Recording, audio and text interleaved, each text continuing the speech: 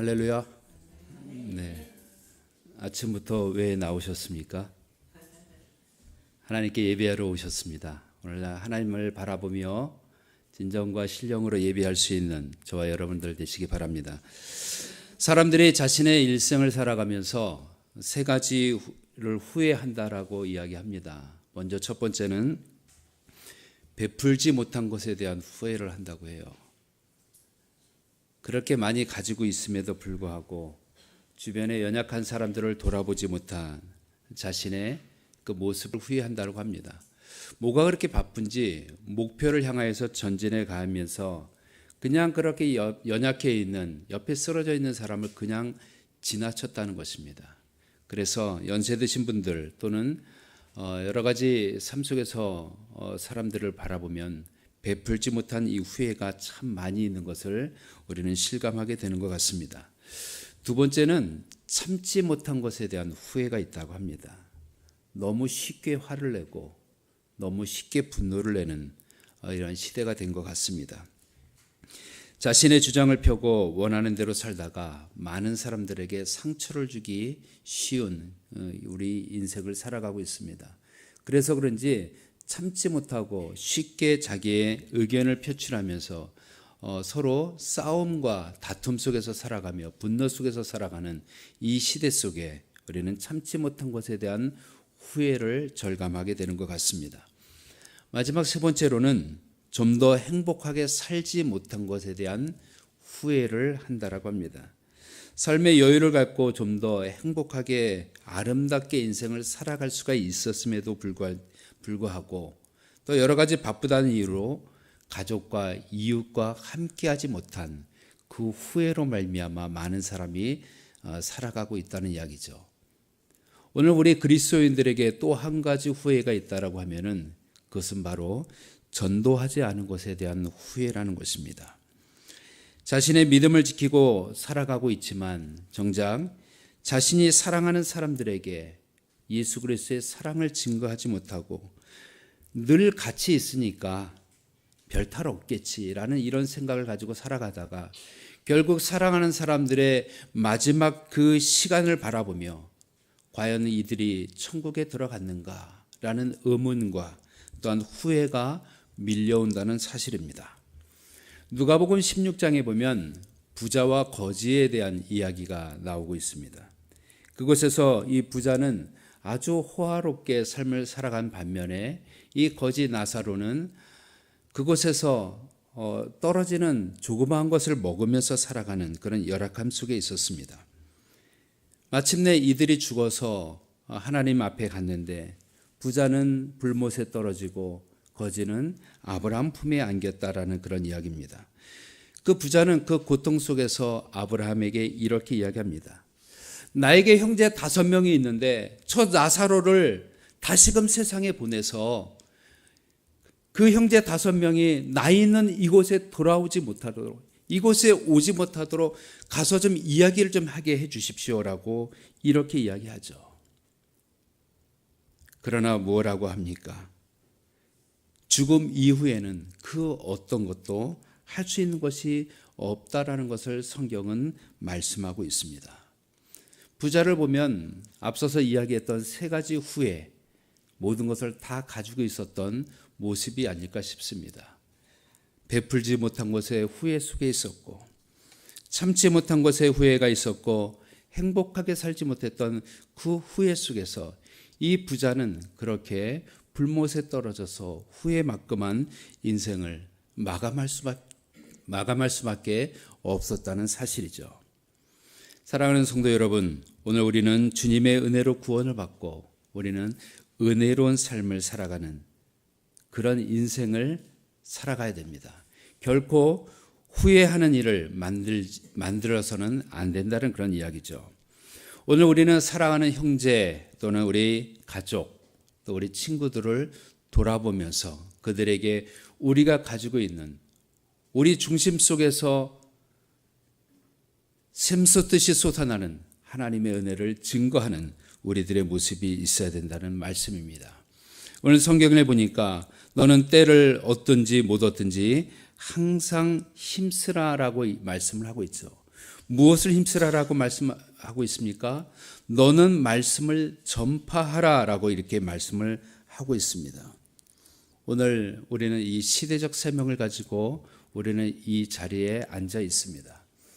예수 그리스도께서 우리에게 구원을 베푸시고 우리로 하나님의 자녀 삼아 주신 그 이유는 바로 우리가 이러한 사명을 감당해야 되는 우리들의 모습이 있다는 것이죠. 여러분, 전도를 한다고 보면요, 사람들을 생각해 보면 뭐 대단한 거 전하는 것 같습니다. 뭐 대단한 학문을 준비해서 전하는 것 같은데 전혀 그렇지 않습니다. 그냥 내가 만난 예수님을 전하면 되는 거예요. 크게 뭐 어떤 단어의 어떤 말의 미사오구를 사용해서 또 유창한 어떤 언어로 하는 것이 아니라요, 그냥 순전히 내가 만난 그 예수님을 전하면 되는 겁니다. 큰 것이 아니에요. 굉장히 접근하기 쉽습니다. 오늘 이 시간 나와 함께 하셨던 그 주님을 만나서 오늘도 복음을 인해서 전도를 힘쓸 수 있는 우리 모두가 되기를 주님의 이름으로 축원합니다. 이제 다음 주하고 그 다음 주에 우리 일회중심교회 VIP 초청잔치가 있습니다. 여러 가지로 준비할 일들이 많기는 하겠지만 오늘 이 시간 우리의 마음을 한번 준비를 했으면 좋겠습니다. 왜 우리가 VIP 초청잔치를 해야 되는가? 왜 우리가 전도를 해야 되는가? 왜 우리가 많은 사람들에게 우리가 허리를 굽히며 우리가 낮아지며 왜 우리가 무엇 때문에 그들의 마음을 얻고자 하는가? 먼저 우리의 마음을 준비하며 VIP 초청잔치를 준비하고 또한 우리가 복음을 증거하는 그런 전도자의 삶을 살기를 원합니다. 먼저 첫 번째는 전도는 우리의 사명이기 때문에 그렇다는 것이죠. 예수님은 부활하신 후 40일 동안 많은 사람들에게 나타나셔서 그들에게 보이셨습니다. 그리고 제자들에게 믿음의 확신을 심어주시고자 그들에게 나타나셨죠. 예수님은 십자가에서 죽으심과 부활의 확신성을 제자들과 많은 사람들에게 보여주신 것입니다.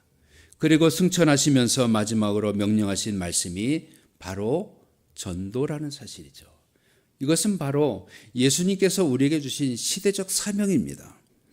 사도행전 1장 8절에 보면 오직 성령이 너희에게 임하시면 너희가 권능을 받고 예루살렘과 온 유대와 사마리아와 땅끝까지 이르러 내 증인이 되리라 라고 이렇게 말씀을 하고 있습니다. 예수님의 이 말씀을 가지고 복음의 증인으로 산 사람들이 참 많이 있습니다. 예수님의 12제자가 그렇고요. 또 스데반 일로 예루살렘이 핍박을 받을 때 온 지역으로 퍼져나간 디아스포라 된 많은 유대인들이 있고요. 그 중에 저는 사도 바울이라는 한 사람을 이야기를 하려고 합니다. 이 사도 바울의 생애를 보면 내게 사는 것이 그리스도니 죽는 것도 유익함이라 라고 하며 그는 복음을 인해서 살아갔던 사람입니다. 전도를 인해서 목숨을 걸고 전도로 인해서 거반 죽을 뻔했고 배고픔과 추위와 또한 강도의 위험과 여러 가지 고난과 어려움 속에서도 그는 복음을 인해서 살았습니다. 그가 복음을 인해서 살았던 그 마지막 순간, 오늘 이 디모데 후서 4장의 말씀입니다. 그 마지막 순간에 그는 오늘 본문 7절 8절에서 이렇게 이야기하고 있습니다. 나는 선한 싸움을 싸우고 나의 달려갈 길을 마치고 믿음을 지켰으니 이제후로는 나를 위하여 의의 면류관이 예비되었으므로 주 곧 의로우신 재판장이 그날에 내게 주실 것이며 내게만 아니라 주의 나타나심을 사모하는 모든 자에게도니라. 아멘. 순교는 마지막 순간까지 최선을 다한 이 사도 바울의 모습 속에서 진정한 순교의 모습을 우리는 발견할 수 있을 것 같습니다. 그는 노년에 이 디모데에게 편지를 쓰면서 자신이 어떻게 전도자의 입장에서 전도를 임했는가, 오늘 본문 5절에서 4가지로 이렇게 이야기를 하고 있습니다. 먼저 첫 번째는 그는 전도를 할 때 신중하게 했다는 것이죠. 여러분, 그냥 가서 툭 던져서 뭐 믿으려면 믿고 말려면 말고 이런 식으로 하면 안 된다는 것이죠. 사람이 나갈 때는요, 신중하게 나가야 됩니다. 한 사람을 대할 때도요, 신중하게 해야 된다는 것이죠. 저는 그런 면에서 우리 성도들이 정말 복음에 대한 확신을 가지고 나를 살리신 그 예수님의 이름으로 신중하게 좀 더 준비되며 예비되어서 나갔으면 참 좋겠다는 생각이 듭니다. 두 번째는 고난을 받았다는 것이에요. 많은 사람들이 고난을 회피합니다. 그러나 사도 바울은 고난을 받았다는 것이에요. 어떤 고난을 받았습니까? 40에 하나를 감한 매를 5번이나 맞으면서 죽을 고비와 파선의 위기와 여러 가지 고난을 당하면서 그는 복음을 인하여서 증거했다는 것입니다. 김남도 씨가 지은 수필 아프니까 청춘이다라는 그런 책이 굉장히 한 10여 년 전에 굉장히 유명했습니다. 근데 청춘이 어떻게 아플까요? 제가 나이가 중년이 돼 보니까 좀 아침에 일어날 때 좀 삐그덕삐그덕 거리더라고요. 그래서 저는 좀 바꿨습니다. 아프니까 중년이다. 여러분, 힘드니까 사명입니다. 내가 조금 움직이는데 힘들고, 내가 조금 움직이는데 고난이 있고, 내가 조금 움직이는데 귀찮고, 힘드니까 사명입니다. 힘들지 않은 사명은 하나도 없습니다. 오늘 사도 바울이 그랬듯이 그는 고난을 받았다는 것을 오히려 자랑하고 있다는 사실이죠. 세 번째는 전도자의 일을 행하였다는 것입니다. 다시 말해서 어딜 가든지 하나님의 말씀을 선포하고 어딜 가든지 복음을 인해서 많은 사람들을 세워나갔다는 것이죠. 네 번째는 뭐라고 말씀하십니까? 자신에게 맡겨진 직무를 다했다는 것입니다. 오늘 우리에게 무슨 직무가 있습니까? 어떤 사람은 복음 전은 증거하는 자로, 어떤 자는 목사로, 어떤 자는 교사로 하나님께서 많은 직무를 주셨어요. 여러분들에게 주신 그 직무가 바로 그런 직무입니다. 왜 나에게는 아무런 직무가 없지? 왜요? 가서 복음 전할 사명이 바로 그 직무입니다. 오늘 나에게 주신 그 직무를 다시 한번 생각해 보시기를 바랍니다.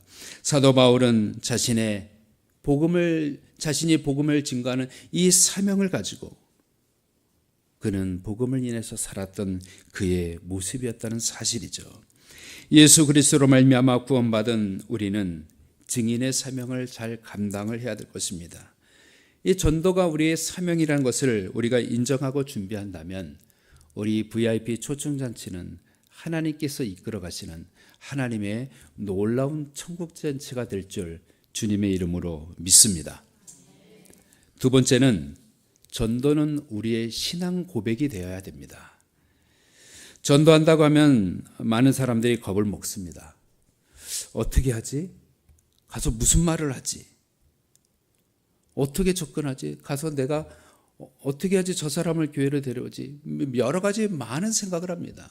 그러다 보니까 교회에서 전도 학교를 시작하고 전도 폭발이라는 그런 곳으로 가서 전도를 배우게 오게 하고 또 전도 세미나를 보내고 등등 여러 군데를 다녀오게 됩니다. 그리고 막상 전도하려고 하면 이것저것 전도 교육을 받다 보니까 머릿속에서 정리가 안 되는 거예요. 무엇을 어떻게 전해야 될지. 그리고 두렵고 떨림으로 있다가 결국 고민만 하다가 전도를 나가지 못하고 있는 이런 현실이 많은 사람들이 있습니다. 오늘 우리가 이 전도는 우리의 신앙 고백이 되지 않았기 때문에 우리는 두렵고 떨리고 나가지를 못하는 것입니다. 이 전도가 우리의 신앙 고백이 된다고 하면 우리는 어디든지 가서 전도를 할 수가 있는 것이에요. 사도 바울이 그랬지 않습니까? 내게 사는 것이 그리스도니 죽는 것도 유익합니다라고 이야기하고 내 안에서 그리스도가 존귀되며 그리스도를 아는 것이 세상의 모든 것보다 고상하다라고 사도 바울은 그렇게 고백을 합니다. 그의 신앙 고백이 됐기에 그는 전도할 수 있었다는 사실이죠. 먼저 우리가 전도하기 위해서는 몇 가지가 준비가 되는데 첫 번째는요. 전도를 위해서 하나님 앞에 기도를 하십시오. 기도하고서 전도하면 실패하지 않습니다. 내가 가서 무슨 말을 하려고 하니까 실패할 수밖에 없는 거예요. 전도가 안 됩니다. 말이 안 나오는 거예요. 중언부언합니다. 머릿속에서만 뱅뱅이 도는 겁니다. 나의 마음에 하나님의 말씀이 확증되고 확신되어질 수 있도록 하나님 앞에 기도하는 우리들의 모습이 되어야 됩니다. 전도는 어느 시나리오를 읊조리는 것이 아니라 우리에게 주신 은혜를 고백하는 그 시간이 바로 전도의 순간이라는 것을 기억하시고 반드시 기도하며 반드시 하나님 앞에 아뢰며 하나님을 의지할 수 있는 우리들의 모습이 되어야 될 것입니다. 두 번째는 예수님이 나를 위해 죽으시고 부활하신 사건을 고백하시기 바랍니다. 모든 것은 고백 속에서 시작이 됩니다. 갑돌이와 갑순이가 고백을 하지 못했기 때문에 서로 따로따로 시집가고 장가갔습니다. 별 보며 달 보며 울었습니다. 왜 그랬을까요? 고백을 못했기 때문이라는 것이죠. 고백을 했으면 둘이는 서로 사랑했다라고 하지만 고백을 못했기 때문에 서로 헤어졌습니다. 아니, 그 마음도 몰랐습니다.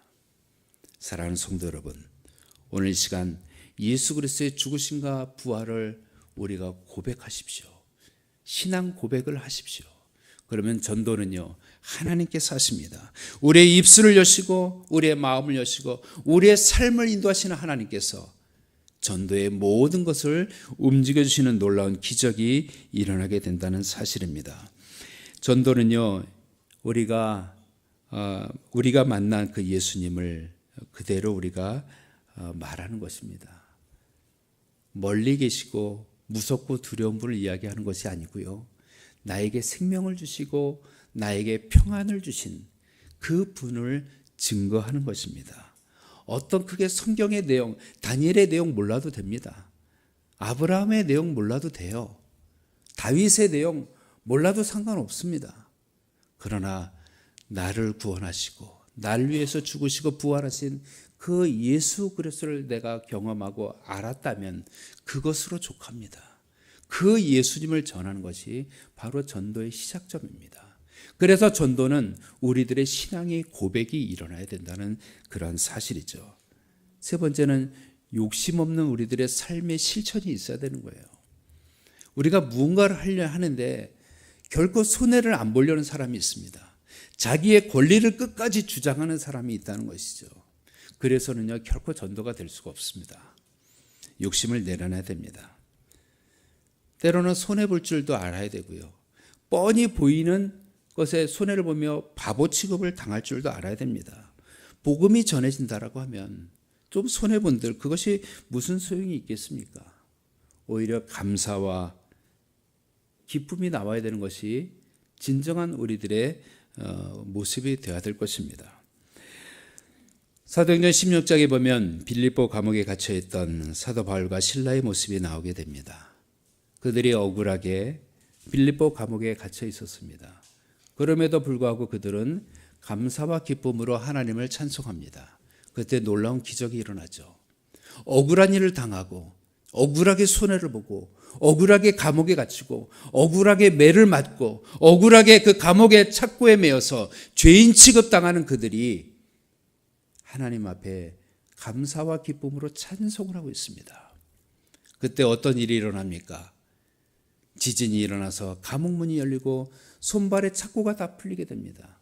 그리고 간수가 죽으려고 할 때, 자살하려고 할 때 그에게 우리가 여기 있다라고 이렇게 이야기를 해주죠. 그리고 간수와 수많은 사람을 그곳에서 전도하게 됩니다. 전도는 바로 이런 것입니다. 내가 손해를 보고 억울한 일을 당해도요, 감사와 기쁨이 넘치면요, 그 상황 속에서도 하나님은 전도의 문을 여신다는 것이죠.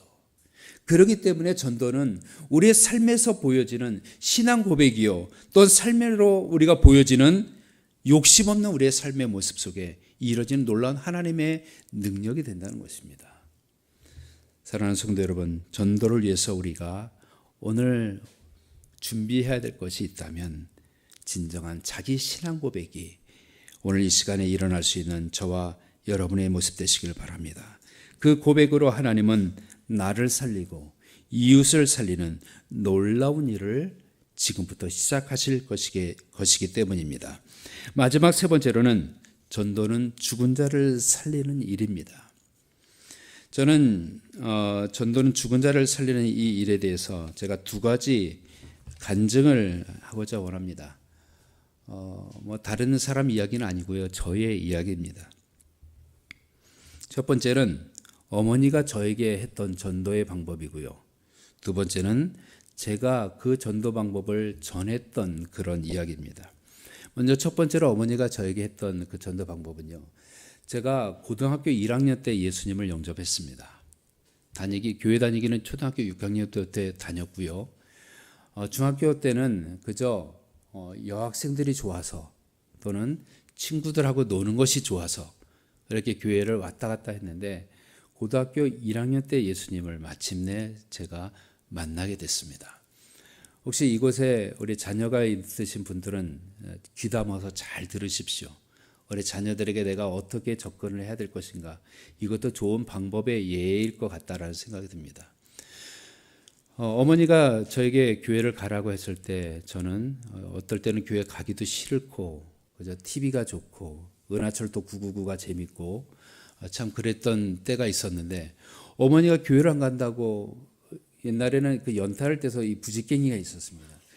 그걸 가지고 저를 이게 때리려고 막 하는데 억지로 제가 교회를 나갈 수밖에 없었어요. 어떨 때는 도망을 가기도 했었기도 하죠. 그런데 제가 고등학교 1학년 여름이 됐는데 여름방학에 어머니가 수련회가 있다. 중고등부 수련회가 있으니까 꼭 갔다 왔으면 좋겠다라고 이야기하십니다. 제가 어머니의 그 간청에 뭐라고 하는지 아십니까? 절대로 싫습니다. 어떻게 제가 거기를 갑니까? 싫습니다. 너무 따분합니다. 요즘에는 뭐 수련회 가면 공동체 훈련이다 뭐다 있지만 옛날에는 기도하고 말씀 보고 찬송하고 이거밖에 없었어요. 옛날에 그거밖에 없었습니다. 어머니에게 안 간다고 했습니다. 2박 3일이니까 꼭 갔다 왔으면 좋겠다라고 이야기했지만 싫다라고 이야기했습니다. 그때 어머니께서 저에게 제안을 하십니다. 너 갔다 오면 내가 주던 용돈 3배를 올려주겠다. 너무나 좋은 제안 아닙니까? 어머니하고 제가 딜을 했습니다. 좋습니다. 그러면은 한 번만 3번 올려주는 거예요? 아니면 계속 3번 올려주는 거예요? 확실한 게 좋은 거예요. 신중을 기했죠, 저도. 앞으로 계속이라는 겁니다. 와, 너무나 좋은 제안입니다. 제가 뭐 바로 일어나서 어디로 가서 등록하면 되죠? 그래서 바로 제가 교회로 달려가서 바로 제가 등록을 했습니다. 그리고서 어머니하고 새끼손가락을 걸고 약속했습니다. 어머니 꼭 3배. 볼 때마다 이 손가락을 이렇게 하고 다녔죠. 그러면서 제가 수련을 갔습니다. 수련을 갔더니 제가 너무너무 신이 났을 만도 했는데 그 순간이 너무나 힘든 거예요. 맨날 기도하고 또 앞에서 전도사님은 또 막 찬양하고 또 말씀 왜 이렇게 오래 전하는지. 제가 감람산 기도원이라는 이 삼각산에 있는 북악터널이죠. 거기에는 감람산 기도원이라는 곳을 갔어요. 그곳에 가면 제 자리가 있었어요. 그 조그만 소그룹실에 가운데 기둥이 있는데 그 뒷자리가 제 자리입니다. 고개를 약간 이렇게 하면 전도사님이 보이고 약간 이렇게 하면 안 보입니다. 아주 최고의 자리를 제가 자리를 잡았습니다. 그곳에서 말씀을 듣고 하는데 도저히 힘든 거예요. 화장실로 가서 숨어 있기도 하고 또 뭐 여러 곳에 뭐 산속에 있다가 잡혀오기도 하고 막 그랬는데 두 번째 날 저녁이 됐습니다. 그때 전도사님이 우리 학생들에게 이렇게 이야기합니다. 너희들이 가지고 있는 모든 죄를 이 시간에 다 고백해라. 그러면 하나님께서는 용서해 주신다. 저는 그 이야기가 들어온 거예요. 뭐 고등학교 1학년 된 17살 된 아이가 무슨 죄가 그렇게 많겠습니까? 그런데도 생각을 해봤습니다. 내가 무슨 죄가 있지? 딱 생각을 해보니까요. 한 가지 죄가 딱 떠오르는 거예요. 이걸 이야기하면 용서해 주신다고 했어. 그 한 가지 기억이 딱 떠오르는 걸 가지고 바로 하나님 내가 이러이러한 죄 졌습니다. 용서해 주세요. 딱 마치고 나니까 정말 신기하게 또 다른 죄가 또 딱 생각이 나는 거예요. 이건 뭐지? 또 회개를 또 딱 했습니다. 용서해 주세요. 그러면 또 다른 죄가 생각나는 겁니다. 그리고 또 다른 죄, 또 다른 죄, 또 다른 죄. 계속 이렇게 하다 보니까 두세 시간이 훌쩍 지나가 버리고 나도 모르게 그 자리에서 저는 눈물 콧물을 범벅이 돼서 그 자리에서 예수께서 나의 모든 죄를 용서해 주셨다는 확신을 갖고 너무나 기쁨의 시간을 맞이하게 됐습니다. 그러나서 그 다음 새벽에 일어나서 하늘을 보니까 너무너무 하늘이 맑고요. 그때 제가 들은 마음이, 첫 번째로 든 마음이, 내가 복음을 위해서 살아가야겠다. 내가 이렇게 은혜를 받고 내가 모든 죄를 용서받았고 어제 저녁에 전도사님이 말씀하신 대로 복음을 인해서 살아가라고 했는데 내가 그렇게 살아가야 되겠다. 그러고서 이제 50이 넘어서 제가 선교사로 나가게 됩니다. 그러고 나서 집에 돌아와서 어머니가 저를 보면서 많은 은혜 받았니? 라고 하면서 약속하신 것을 주머니에서 꺼내서 주시네. 뭘 주실까요? 네, 용돈을 주십니다. 약속대로 3배가 인상된 금액입니다. 어머니가 저에게 주시는데 제가 그것을 바라보면서 어머니에게 이야기합니다. 어머니, 저에게 용돈을 안 주셔도 됩니다. 아니, 웬일로? 어머니가 깜짝 놀라요. 저는 그 용돈보다 더 귀한 분을 만나고 왔습니다.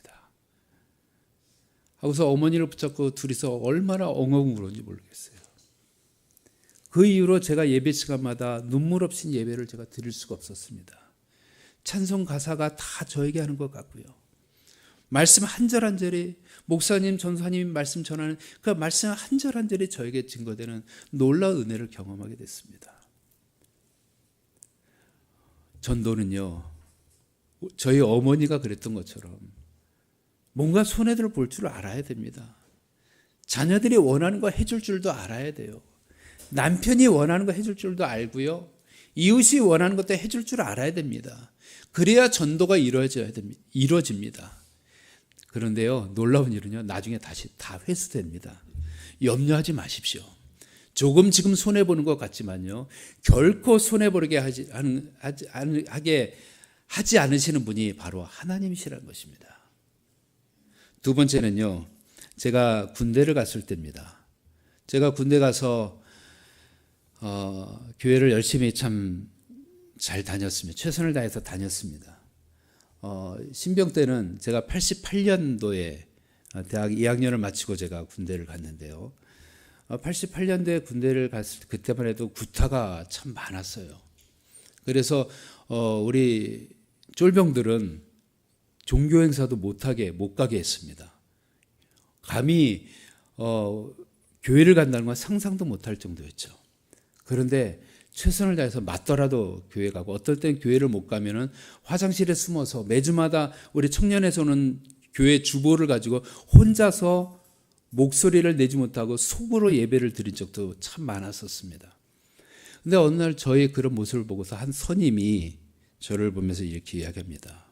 너 정말 하나님 살아계시냐? 네, 정말 살아계십니다. 이렇게 물어보더니 저를 계속 관찰하는 거예요. 그러다 어느 날 저에게 상담을 요청합니다. 여러분, 군대에서 선배가, 그 선임이 상담을 요청한다는 것은 사실 있을 수가 없는 일입니다.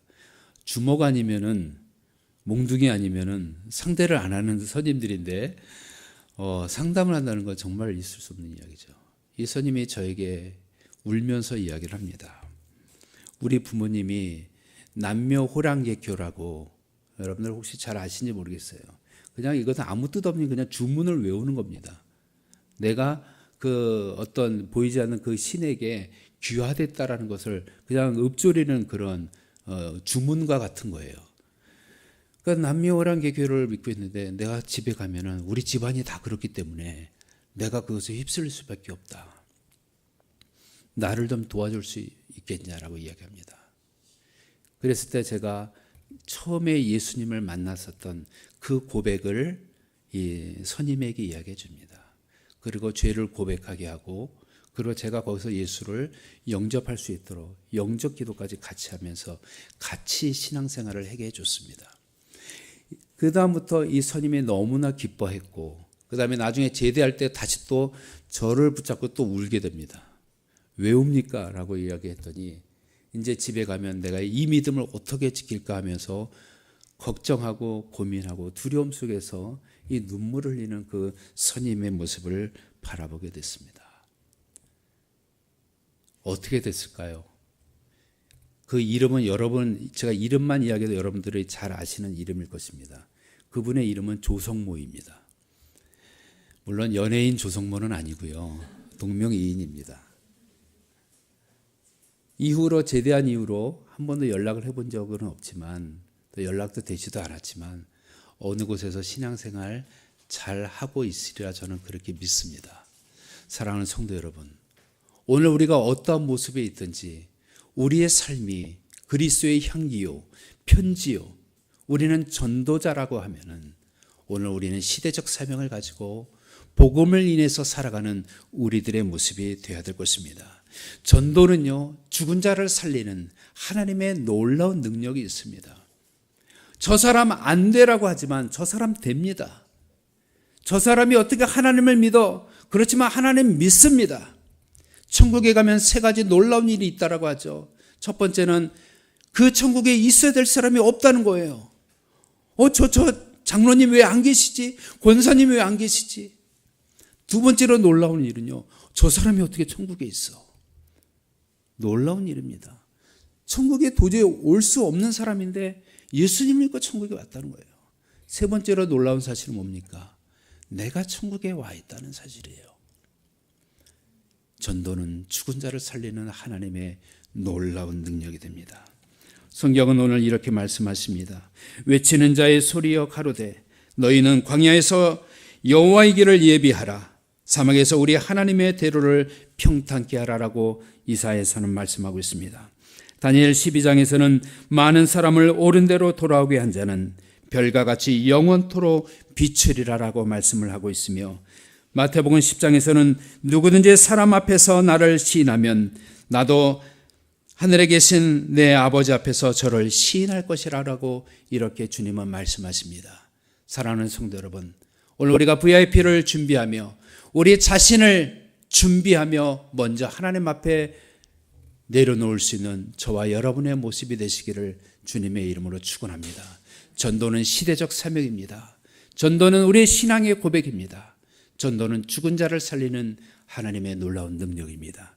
이 은혜를 따라서 오늘도 믿음으로 우리에게 주신 모든 사명을, 은혜를 잘 증거하며 살아가기에 부족함이 없는 저와 여러분의 믿음이 되시기를 주님의 이름으로 축원합니다. 주님은 다시 오십니다. 기도하겠습니다.